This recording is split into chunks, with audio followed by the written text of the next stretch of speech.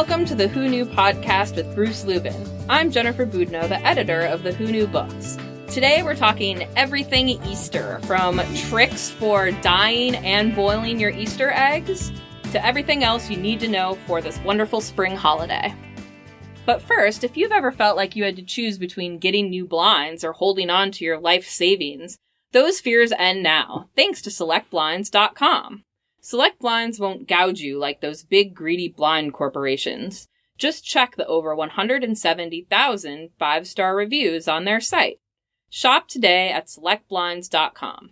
Mention you heard about them on a podcast at checkout and get sample swatches. Absolutely free. That's SelectBlinds.com. Hey, Bruce. Hello, Jen. Happy Easter. Happy almost Easter to you, too. So how do you guys celebrate Easter in the Lubin house? So normally, I guess traditionally, so it's the Easter eggs, it's the candy, it used to be like a little hunt for Easter eggs, but now that the kids are old. Do you miss that now that your kids are older? I miss everything now that my kids are older. Do you try to get them to believe, and they're like, no, Dad. Yeah, that's sailed already. I remember your youngest believed in Santa Claus and everything late, and I kept being like, you gotta tell him about it. No. He's gonna be late. And you were like, no, I'm holding on. I held on, but now all those ships have sailed. How old is he now? He is 13. Yeah, so you're not getting away with that. He's 13, no. They want the candy, and then they want you to go away, I That's bet. exactly right. In that order, too. So, as usual, we have today's pennyhoarder.com tip. Yes, I love those. Hey everybody, it's Justin with thepennyhoarder.com, and I'm here with today's money hack. While for some of us, Easter is an opportunity to make extra money dressing up in a bunny suit, for others, it's a time for egg hunts and baskets. For those people, we've got tips to help you save money on all your Easter essentials. First, skip those pre-made baskets. Instead, create your own baskets and fill them with toys from the dollar store and other fun things they'll get use out of, like loofahs, flip-flops, and fresh school supplies. Easter egg decorating kits can get very pricey, but you probably have everything you need to decorate eggs already. Check out Pinterest for all the ways you can make a DIY Easter egg dye. You also don't need to get your kids new outfits for Easter, but if you have to, check out Goodwill first. Stores like Walmart and Target often donate unsold merchandise there. You may even be able to find matching outfits depending on your sizes. You want a free picture with the Easter Bunny, right? Well, Bass Pro Shops offers a free 5x7 print at its annual Easter event. Check your local store for times. Finally, instead of going to a crowded restaurant for Easter brunch or dinner, consider hosting a potluck dinner to bring family and friends closer together for a fraction of the cost. That was great. It really was. I love the pennyhoarder.com. Me too. Absolutely. Who doesn't? Losers. That's losers. People who don't like to save money, and I don't know who they are. Who doesn't want to save money? So Easter is this weekend. It is. What kind of tips do you have for us? Oh, we've got so many tips. So the enduring problem with Easter is that you dye these eggs and they crack, right? Yeah. So what you want to do is when you're making your eggs, when you're boiling them, you want to do one of two things. You want to either put a teaspoon of vinegar and a tablespoon of salt into the water and then drop the eggs in, and that'll make them easier to peel and they will keep them from cracking.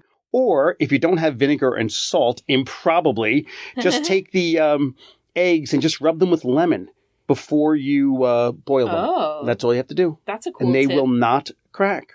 And I know the tip too, if you, after you've boiled the eggs and you put them all back in your refrigerator and you don't know which ones you've boiled or which ones you haven't. That's right. And this is what happens all the time, right? Yeah. So what you want to do is you spin the egg, and if it wobbles like a drunken sailor, it means it's raw. But if it spins like a top, it's hard boiled. The other thing you can do is because the yolk's is sloshing around, and then a hard boiled one. It's all That's solid. right. So the other way you can do it is if you put even a tiny bit of dye when you're hard boiling your eggs. I know you're going to color them later. You'll always know which ones because they'll be a little blue or yellow or whatever. Yeah, exactly. So speaking of Easter egg dye, let's never buy Easter egg dye. Yes, I know folks. you and Jeannie are really into homemade dye. We're evangelists about that. Tell everyone some ways that you do the dye. I know you have the average one where it's just food coloring and vinegar, right? Yeah, so that's really what you should do is you want to use a half a teaspoon of white vinegar with a half a cup of boiling water and then food coloring until you get the shade that you like. So you probably have food coloring already, so you don't have to go out and buy any of those Easter egg dyes. That's the easiest way to do it.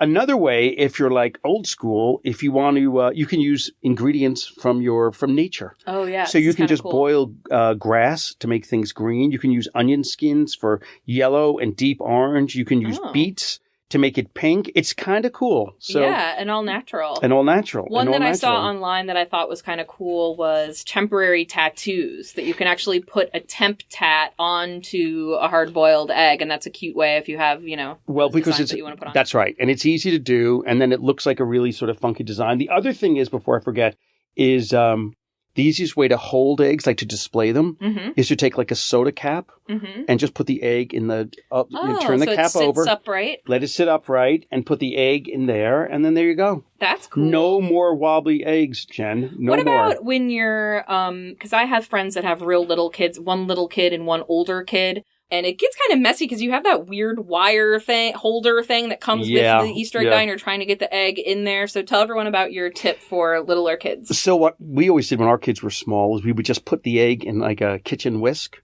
and just sort of like snap it in there, and it'll hold. And then you dye it in the whisk. A little tiny egg cage. A little tiny egg cage for your little kids. Pop it out. Mm-hmm. Yeah. Yep. Yeah. Mm-hmm.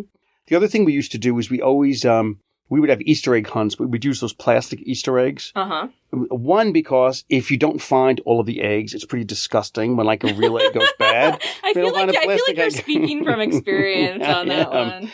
Plastic eggs can last. But what you do is when you're done with them, you don't have to throw them out or even save them for the year. What you can do is when your kids, in their lunch boxes, you just fill them with snacks, like instead of using a Ziploc bag. Yeah. Also, if you use like tomato paste, one of our tips in all our books is to fill ice cube trays with tomato paste, because you only want to use a little bit of tomato paste. Egg carton.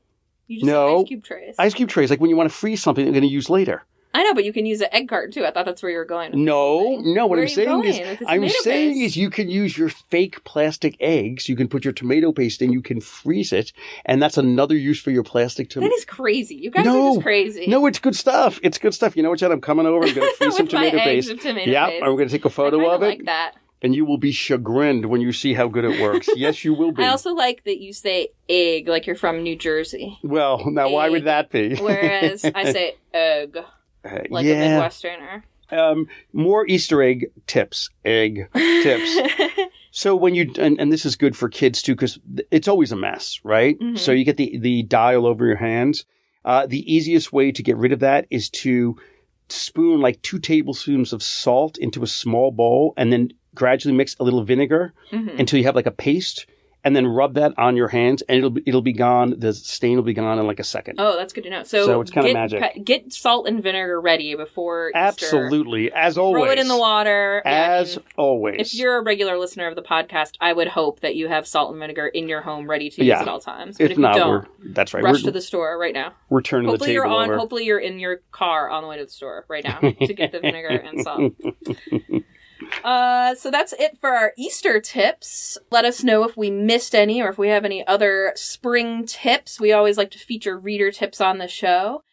But before we go on, a bit more about our sponsor, Select Blinds. You don't have to choose between saving money and updating your window treatments anymore. SelectBlinds.com has got you covered, and their loyal customers seem to agree. Just check out the more than 170,000 5-star reviews on their site. At SelectBlinds.com, you can choose from a selection of high-quality custom blinds, shades, and drapes. It's the simple and smart way to get blinds. Select Blinds makes it easy to do it yourself, without going it alone. Measure, choose, and install your own new window coverings with the support of their online specialists. If you can hang a picture, you can hang blinds. They've served over 1 million happy customers. Why not be one of them? Shop today at SelectBlinds.com. Mention you heard about them on a podcast at checkout and get sample swatches of the room-darkening blinds or shades of your choice. Absolutely free. That's SelectBlinds.com.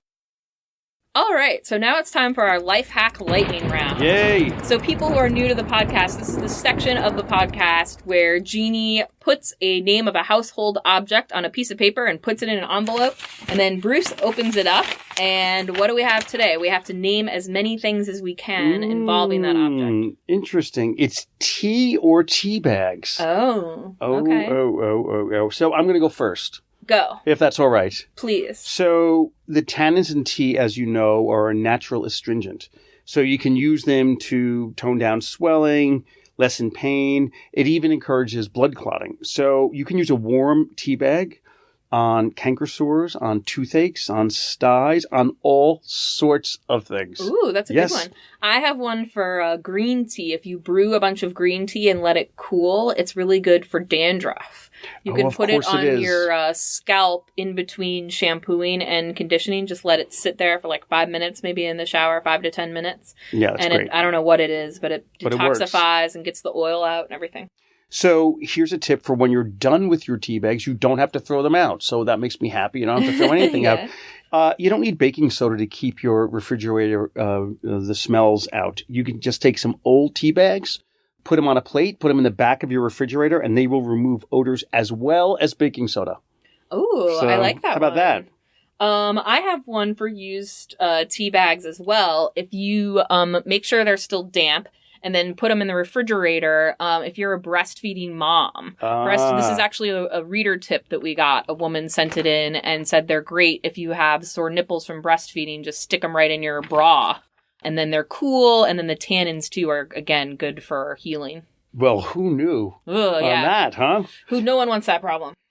Speaking of tips for your bod, how about taking a chilled chamomile tea bag and putting it on puffy, irritated eyes? Oh, yeah, that's really nice. You probably don't know much about this, but sometimes when you're a woman, you like cry for an entire night, and then you wake up the next day and you need something for the puffy eyes. Why are you crying? Oh, no reason. Just crying for the whole night. It happens. The other thing you can use are old tea bags if you're potting plants, and there's a little hole in the bottom. I was about to say that I was out of tips, so Oh well, here we go. This is your victory lap. This is my victory lap. So when you're potting a plant, right, and there's a little hole in the bottom of the pot. The word would be pot. Yeah, you want to put a tea bag down there. That way, when you put the dirt in and the water, nothing really escapes. But there's still some sort of aeration. That's a great idea. I always want to know what I'm supposed to do with that hole, because you don't want to cover it up completely, but you don't not cover it up because then all the soil falls through. I love that. So that's great. Oh, but I'm going to give one more, even though I've already won. Now tea, I'm piling on, and this is really about rub it in when you make iced tea.